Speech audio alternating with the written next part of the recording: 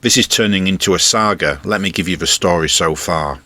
On the 11th of October just gone, I uploaded a video showing DJ Audits running over a child cyclist while he was out auditing, and I gave you my legal analysis of it all.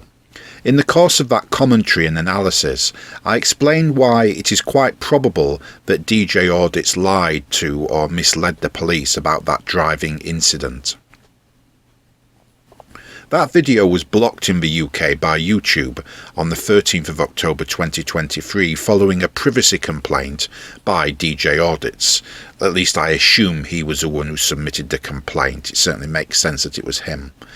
It is only blocked in the UK, the video. It is, or should be, still viewable outside the UK, and I note that I am still receiving comments on that original video from people who I assume either reside outside the UK or are using some sort of VPN to access material restricted in this country. This was an act of censorship by YouTube and DJ Audits, as there was no merit whatsoever in the privacy complaint itself. I took careful steps to consider DJ Audits' privacy before uploading the video, and my reasoning was explained in some detail to DJ Audits in advance of the broadcast, and he was offered a right of reply. This is all explained fully in the video you're about to see. In view of all this, I did query the YouTube decision, and they replied with this email. The only one of those listed that is applicable is DJ Audits' voice and the child's voice. DJ Audits can be heard about to give a running commentary as he hits the child, then says sod after running down the child. Since he broadcasts his voice to all the world on his own channel, I hardly think it's an infringement of his privacy. The child can be heard screaming, and I think crying, but you can't identify someone just on that basis. And I don't believe it was an infringement of privacy to broadcast it. It's absurd, but YouTube are in charge. It's their platform, so on the 16th of October I uploaded an edited version of my video in which I excluded all sound from footage of the incident in question and made certain other precautionary edits. It ruined the video, but YouTube are in charge. There's nothing I can do. I have now received notice from YouTube of another privacy complaint, this time against the edited upload, which is extraordinary. Here is the email for you to see. You'll see that the email seems to give a timestamp, but it's not quite clear. I'm guessing that the timestamp is for 1 minute and 35 seconds into the edited video uploaded to the relevant URL shown there. And jumping to the timestamp leaves me confused because that is the point in the video when I show the previous email received from YouTube. Does this mean YouTube are getting stroppy with me as well and want me to stop infringing on their privacy? Stop showing our emails, you bastard. The whole thing is just a joke, really. In YouTube's defence, they must receive millions of these complaints daily, or at least hundreds of thousands, and so they can't examine every single one. That means a great deal depends on trusting people like DJ Audits to act like sensible adults. The real problem here isn't YouTube, it's DJ Audits.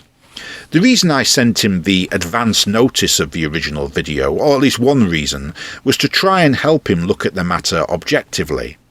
The incident happened while he was auditing, so it is relevant. It happened relatively recently, and it's difficult to believe he could have told the police the truth about the incident and walked away with no legal consequences. It's hard to argue that this is something entirely private with no public interest. Quite apart from all that, DJ Audits is actually worsening his position here because I'm not like everybody else. I can't be bullied or threatened. It doesn't matter if the threats are coming from YouTube themselves, or the police, or DJ Audits, or some other important person, or even organised criminals. You can't turn me. I'm not like 99% of people. I think 99% of people would probably have given up this channel already because they would have been scared off by Marty Bladborough, or scared of being sued by somebody like DJ Audits who has money. He's wealthy, at least on paper, so he could proceed against me in the courts, and he's the sort of person who could talk round a gullible or credulous police officer and make them believe I'm harassing him. So I could have a visit from the police. Most people would run a mile from this. I'm not like most people. Somebody could threaten my life and that would just make me more determined. If DJ Audits gets a solicitor to send me a nasty letter, it will just worsen his own position because I'm not going to be bullied or intimidated. Now, what I think YouTube are getting at here is that in the last video I emphasised a screen cap of DJ Audits' exchange with someone on his own community page in which he refers to this same footage. You'll find that screen cap in that video and it shows a screen handle of one of DJ Audits' followers, and it may well be that the screen handle is someone's real name. Again, even if I'm correct in my suspicion, this is utterly ridiculous, but YouTube are in charge and I've decided to take that step of blurring out that screen handle from the screen cap, as it would seem likely to me that that is the issue. Just a reminder that on my community page you can still find a Dropbox link to my original video in uncensored form. I intend to make one further video about the footage, and that will be where I add some further observations, including points that have been made by viewers.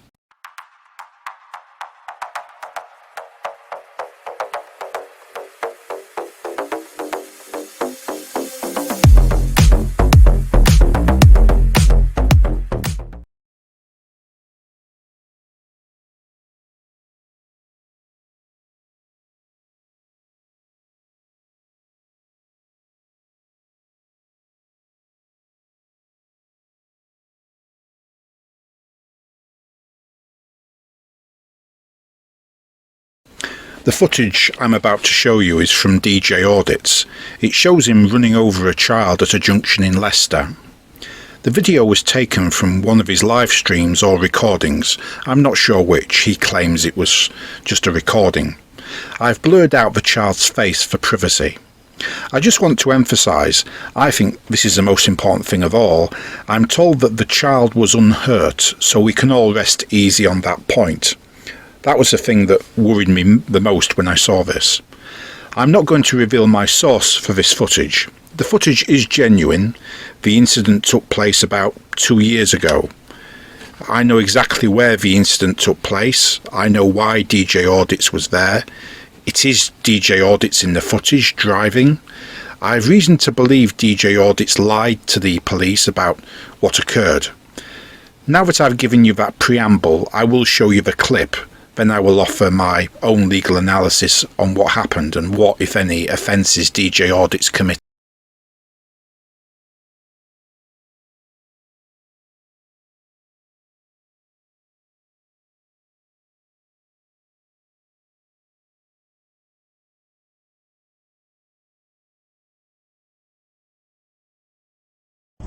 First, this isn't about judging DJ Audits. I've done far worse and he's probably a better man than I am. But that's not the point. That clip you've just seen is what my channel is about. It's sort of a bit like being a journalist, and a journalist journalises incidents, records things, except I'm taking it one step further than a journalist in that I'm giving you analysis so that you have a fuller understanding of it. Let me also just emphasise that there is no such thing as a perfect driver. We all make mistakes on the road. I passed my driving test very young, and I also passed an advanced test once. But I make mistakes, including basic mistakes that I shouldn't be making. I'm not a perfect driver, far from it. I'm not Ashley Neal, and I can appreciate that something like this could happen as a genuine accident. It could happen to any of us. A child could come out into the road and you just hope and pray it's not your turn. I have come close to it, but not as a driver. It's nearly happened to me a few times when I'm out cycling.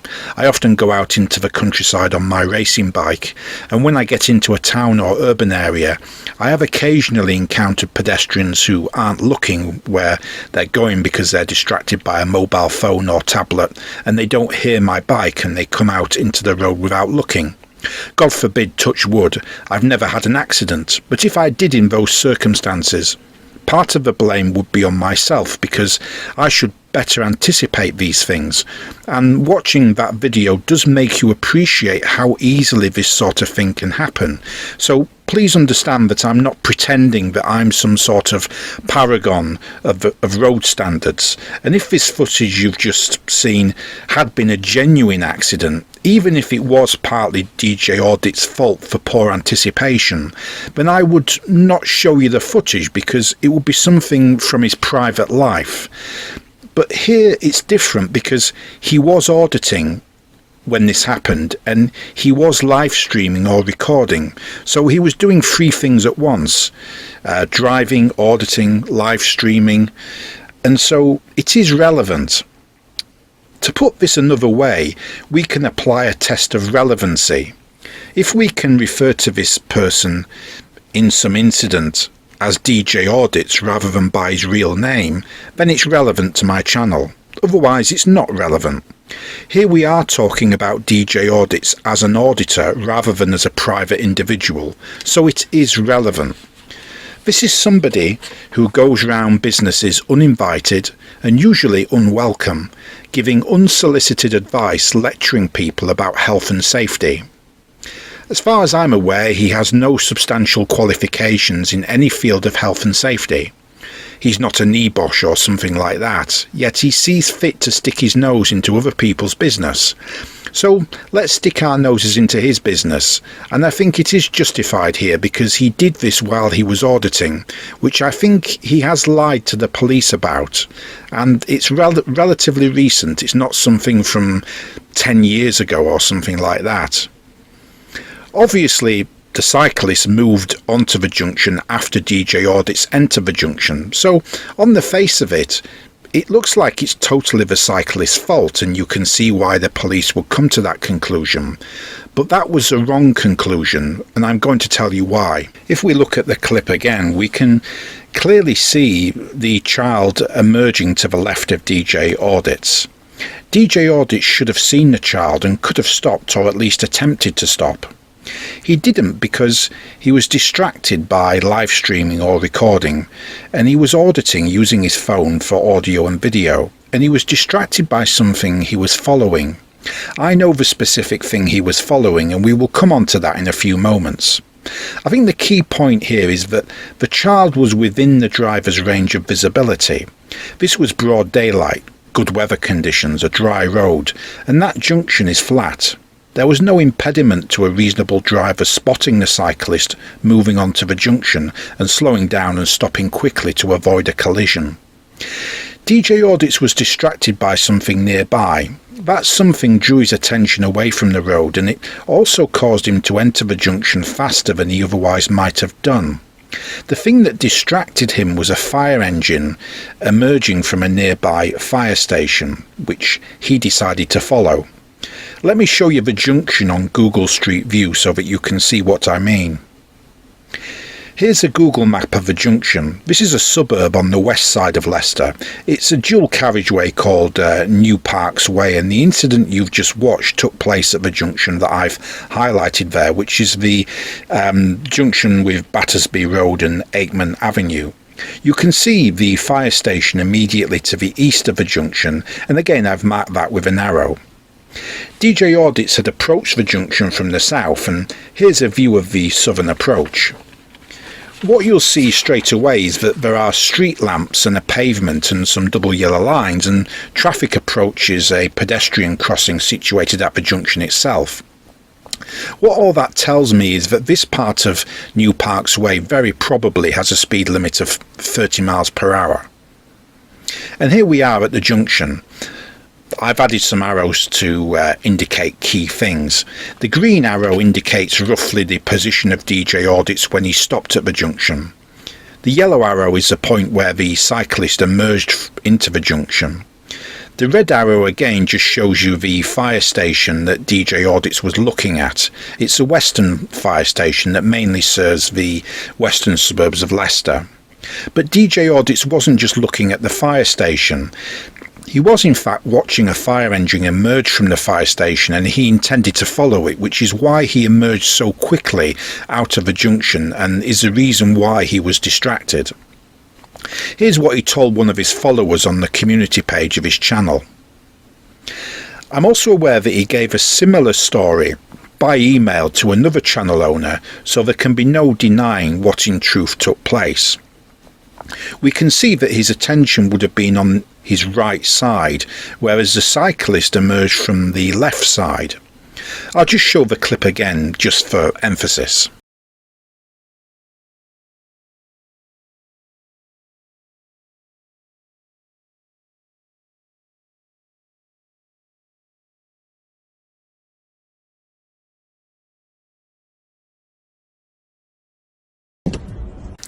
The interesting thing about all this is that if we follow this road up a bit further past the fire station, we can see that there is no way out for a fire engine along New Parks Way.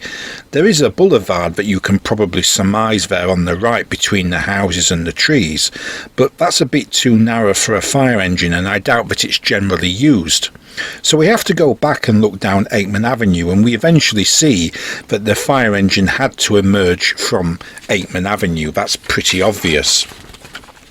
We know that DJ Audits was driving straight on. He wasn't turning right down Aikman Avenue. He was continuing along New Parks Way. Logically, that means if DJ Audits was following a fire engine, which he was, the fire engine must have gone up New Parks Way, yet we can't see the fire engine in the video. I know for a fact he was following a fire engine, so what this tells me is that he may have been distracted by the fire station, and a fire engine to his right initially, that may have distracted him as well as he pulled up at the junction, but he wasn't distractedly looking to his right at the point he emerged. He was instead focused ahead of him and intended to catch a fire engine that had already taken off on an emergency call along New Parks Way. This may seem like I'm labouring the obvious, but it is significant to the incident because it explains further why in the clip of the incident he seems to emerge from the junction very quickly and seems not to notice a cyclist emerging from his left. The question all this raises is why didn't the police ascribe blame to DJ Audits for the incident and charge him with a traffic offence? The fact that the child, fortunately, thank God, was unhurt would not be a legal defence for DJ Audits. Before we get to that, let's look at the relevant road traffic law, but let's start with the Highway Code. Just by way of preamble, some parts of the Highway Code reflect the law and are mandatory, other parts are guidance and not mandatory as such. But even the stuff in the Highway Code that is not mandatory is still important to the law because it reflects what is expected of a competent driver.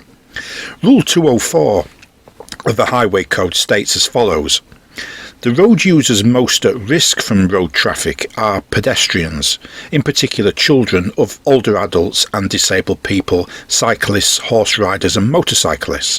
It is particularly important to be aware of children, older adults and disabled people, and learner and inexperienced drivers and riders. In any interaction between road users, those who can cause the greatest harm have the greatest responsibility to reduce the danger or threat they pose to others. Now that's obviously more a statement of principle than anything else, but it reinforces the expectation on drivers. The point is that driving a vehicle is inherently risky.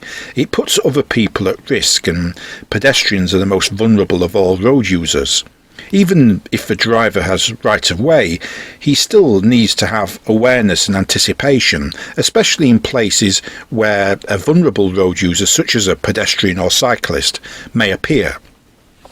The overriding point in law is that drivers have a duty of care to others on the road and should always remain vigilant in situations where the risk of a collision or obstruction is high, for example when passing parked buses or ice cream vans, to give a general point. As a rule of thumb, if a driver could or should have anticipated that a pedestrian may step onto the road, let's say, they must drive with appropriate caution, i.e. slow down. Should DJ Audits have anticipated a child cyclist riding right across the junction, or any cyclist? Yes, because whenever a driver is at a junction that could be used by pedestrians or cyclists, he should not ignore the possibility of an encroachment by a pedestrian or cyclist. It's not as if he was driving along the motorway and the cyclist suddenly appeared out of nowhere. He was in a suburban area in a part of a road with a 30-mile-per-hour speed limit and a pedestrian crossing where cyclists and pedestrians would be expected to cross, and where he, as an experienced motorist, should know that such things can happen. Something of broader interest but worth taking into account is research by Professor John Wann at the Department of Psychology, Royal Holloway, University of London. Professor Wann discovered that children cannot accurately see or judge vehicle speeds above 25 miles per hour. I've included a link to this study in the video description. The study suggests that some 6 to 11-year-olds may not actually be able to tell if a vehicle is approaching at all, even if the children are paying close attention to the road. The same principle applies to those aged over 75, as out of interest. Without getting too scientific, but for anyone interested, the speed deception is based on what's called a looming rate, which in very simple terms is an effect upon someone's perception of speed and motion. The inability of children to accurately detect vehicle speed helps to explain why areas outside schools are often already subject to 20-mile-per-hour speed restrictions, even if only during school commuting hours. The reduced speed makes it easier for children to detect a vehicle's speed of approach and also gives a driver more time to react if a child gets their crossing decision wrong. If an impact is unavoidable, the risk of fatal injuries being sustained is reduced by the lower speed of the vehicle.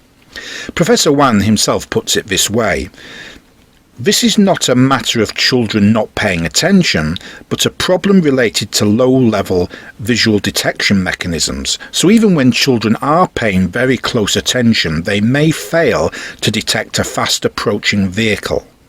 Professor Wann also says, "These findings provide strong evidence that children may make risky crossing judgments when vehicles are travelling at 30 or 40 miles per hour.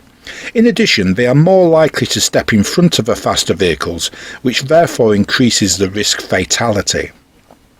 Now, what I notice about the clip of DJ Audits driving is that he is distracted. He's, as we've mentioned, he's talking to his live stream audience or recording or whatever it is, and he enters the junction at quite a speed. He enters the junction at quite a speed. He obviously doesn't think about what he's doing. He just assumes that the junction is clear and he can just go ahead safely without checking, and he was wrong. Hitting the cyclist wasn't a black swan moment. This was something within the realm of expectation, because pedestrians and cyclists do emerge at junctions where there are pavements and walkways, and as Professor Wann explains, children are especially vulnerable in these situations. If DJ Audits hadn't been distracted by the collision, if DJ Audits hadn't been distracted but the collision had happened anyway, then I think we could have called it an accident, and it would be a civil matter rather than criminal, with liability shared between him and the cyclist, perhaps with most of the liability on him simply because he is the driver.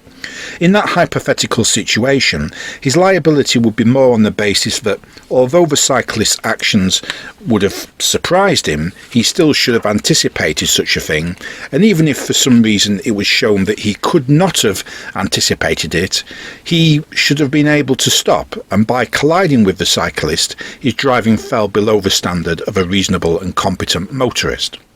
But here he was distracted, and given he was distracted, we can't just put it down to an accident. There is the potential for criminal liability. The collision itself does not form part of the criminal liability, we can only look at his driving. But the collision is further evidence of either dangerous driving or careless driving, the latter also known as driving without due care and attention. Which of the two was it? Section 2 of the Road Traffic Act 1988 makes dangerous driving an offence, and Section 2A defines dangerous driving as driving in a way that falls far below what would be expected of a competent and careful driver, and that would be obvious to a competent and careful driver that driving in that way would be dangerous. The word obvious implies deliberateness, maybe intent in some circumstances. In contrast, careless driving is defined in Section 3 of the 1988 Act as driving without due care and attention, or without reasonable consideration for other persons using the road or place. You can see that this is merely a bad driving offence. There is no requirement here that the driver should have acted deliberately for the offence to be formed. Therefore, the difference between the two offences is that dangerous driving involves a deliberate decision to drive in a way that presents an obvious risk, whereas careless driving is just driving that falls below the standard of a careful and competent driver, but is not necessarily deliberate on the part of the driver.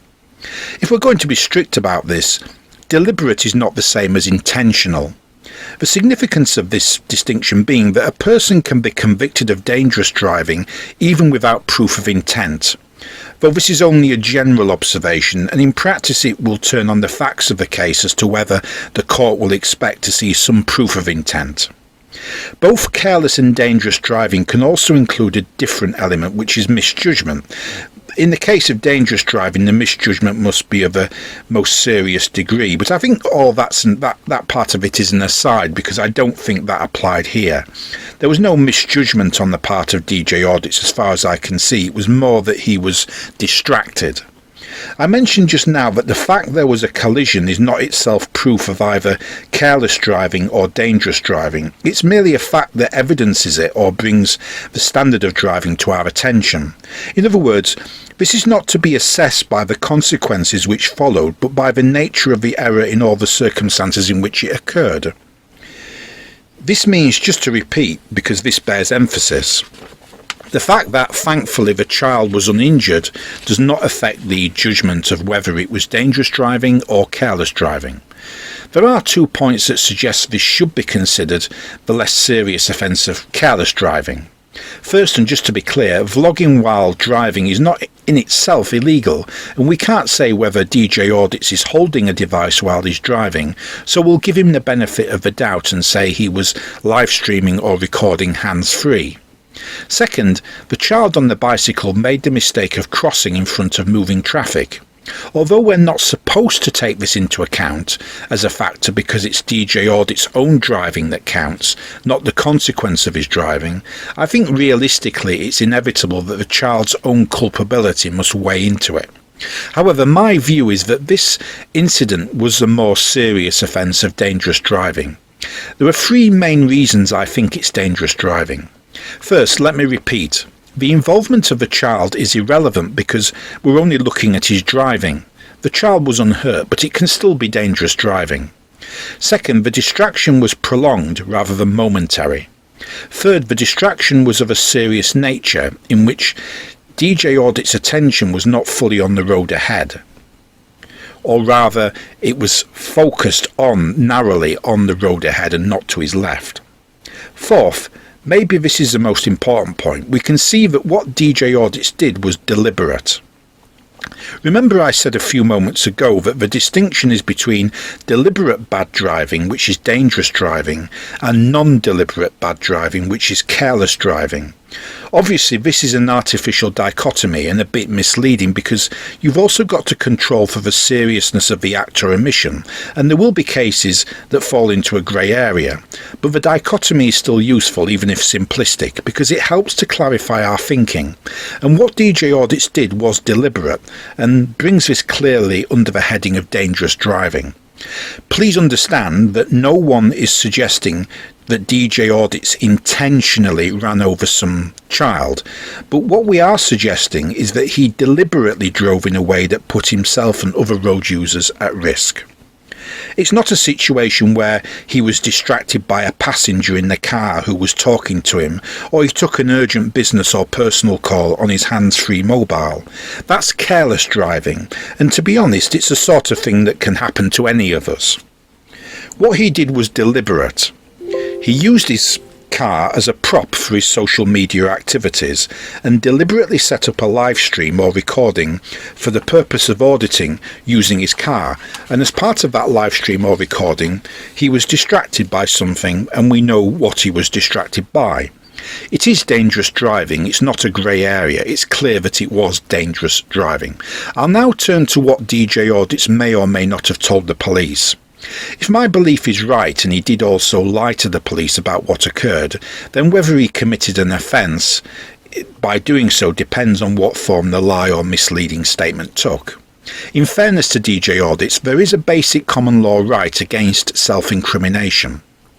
In other words, he doesn't have to admit to the police that he has committed an offence or do or say anything that would amount to an admission of criminal wrongdoing. There is a statutory duty to report the accident where someone suffers injury or there is damage to the vehicle, and failure to do so is an offence under Section 170 of the Road Traffic Act 1988. But that does not affect the right against self-incrimination I've just explained. In other words, he has to report the accident, but he doesn't have to incriminate himself in the process. The only duty he has is to give the police the information required under Section 170. This was definitely a reportable accident, as there was damage to the vehicle, and it seems highly likely the child suffered some form of injury, if only minor. The only information required under Section 170 is to simply report that the accident has taken place, and the police will normally ask for licence and insurance details. The point I'm getting at is that he only has to stop and report the accident. He otherwise has a right to remain silent. However, if he does waive his right to remain silent and volunteers information over and above that required in Section 170, and in the process lies or does anything to mislead the police or conceal information from the police about a traffic accident in circumstances where a criminal investigation seems likely, then potentially he is committing the offence of perverting the course of justice. That's a common law offence. One possible scenario for how this played out is that DJ Audits gave the police the minimum information required under Section 170, and the police just assumed it was a mundane accident involving a child coming out in front of moving traffic and didn't inquire further. There was no obligation on DJ Audits to volunteer information, let me emphasise, or tell them he had a recording of the incident, so it may have been left there. That's plausible. Yet if we go back to DJ Audits' explanation of all this to one of his followers, he does say that he did give the footage to the police. So the obvious elephant in the room here is the possibility that the police were never given a full account of the incident. There are three main possibilities. The first possibility is that DJ Audits did show the police the phone footage and told the truth about the incident, i.e. that he was making to follow a fire engine up New Parks Way and was talking into his phone. The second possibility is that DJ Audits did show the phone footage to the police, but omitted to mention about the fire engine, instead explaining it as an innocent accident that was completely the child's fault. To help his position, he may have removed the sound from the footage before handing it to the police. Bear in mind here that this clip won't be the whole thing, and there may be a longer clip that shows a fire engine going up New Parks Road at speed and him talking about following it. The third possibility is that DJ Audits is lying to his followers and actually concealed the phone footage from the police, having explained the incident to the police as an innocent accident that was completely the child's fault. I think of those three possibilities, the last one is the most likely, as he could have easily hidden his phone and the police would have been none the wiser. And it could also be that the police simply did not conduct any meaningful inquiries and just accepted the bare information necessary about the accident and required under Section 170. But it is possible that he did give them the footage, and if it's someone in the police who originally leaked it, in which case, in that case it would be case 2, is surely more likely than 1. If he told them the truth, it's very likely that they would have prosecuted him. I accept there are variations on the possibilities listed. Maybe he did tell the truth and the police took no action, but if so, that was surely the wrong decision on the part of the police. Or maybe they did prosecute him and he was convicted and this just hasn't come out. Or the prosecution failed. But if that's the case, he's lying in his public explanation of what happened. Obviously we don't know for sure, but number 3 is surely the explanation that makes the most sense. He simply concealed the evidence and told the police that it was completely the child's fault. If it is 3, then DJ Audits has concealed an arrestable offence, which is in itself an offence contrary to Section 5 of the Criminal Law Act 1967. It's also the offence of, as I mentioned before, of perverting the course of justice, contrary to common law. If it's possibility 2, then it's still perverting the course of justice contrary to common law. If he edited the footage before handing it to the police in such a way that the edited footage misled the police about the incident, then it's also concealing an arrestable offence contrary to Section 5 of the Criminal Law Act 1967. As I've already explained, the offence being concealed, or the offence to which justice has been perverted, would be dangerous driving, which is an arrestable offence by virtue of Section 24(1) of the Police and Criminal Evidence Act, which specifies that an arrestable offence is, among other things, an offence for which a sentence is fixed by statute and has fixed sentence, and dangerous driving has fixed sentencing codified in Schedule 2 of the Road Traffic Offenders Act 1988. So the offence of concealing an arrestable offence under Section 5 of the Criminal Law Act would apply. Notice that the footage that we've been provided has sound. The sound is what you would expect DJ Audits to edit out of the footage if he was going to conceal an offence from the police. Because remember, as I explained a few moments ago, the original clip will be much longer and probably includes a fire engine speeding off from the junction and DJ Audits talking about following it.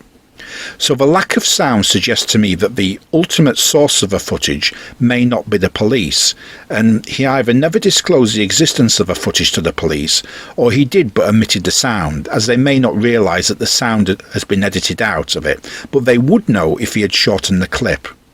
The only alternative is that he did give the footage to the police and told them the truth, effectively accepting a large portion of the blame for the accident, if not the majority of the blame, and opening himself up to prosecution.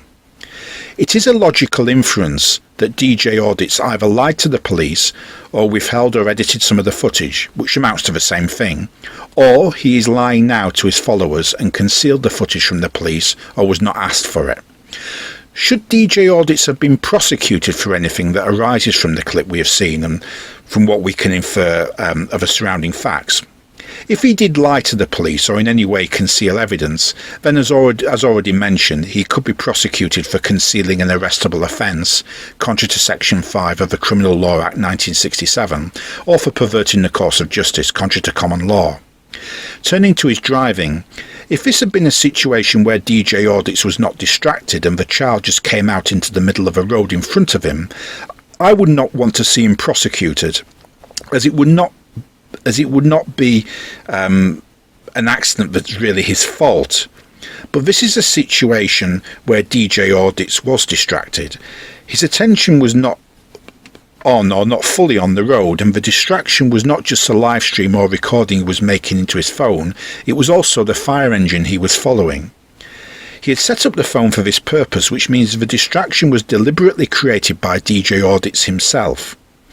I think he should have been prosecuted for dangerous driving. Whether he would have been convicted is unclear, because the court may have taken a sympathetic view towards him due to the actions of the child on the bicycle. Could DJ Audits still be prosecuted today for dangerous driving? The answer to this is absolutely yes. We can see from Schedule 2 of the Road Traffic Offenders Act 1988 that dangerous driving is an either-way offence, which means it can be tried in either the Magistrates' Court or the Crown Court. Section 1272 of the Magistrates' Courts Act 1980, Section 5 and Schedule 1 of the Interpretation Act 1978, and Section 64(1) of the Criminal Law Act 1977, when these provisions are read together, tell us that an either-way offence such as this has no time limit within which a prosecution can be brought. Cases of dangerous driving without any aggravating factors. This is sort of a more the middling case. It's possible it could be tried in the Magistrates' Court as a less serious matter, but there are elements of it that are aggravated. There's the simple fact that there was a collision, which will obviously influence things emotionally. The Crown Court would hear the more serious cases, and this is known as a case tried on indictment. My view is that this case is indictable and triable in the Crown Court because DJ Audits was distracted for an extended length of time and there was a collision. His behaviour suggests that he is a danger to other road users.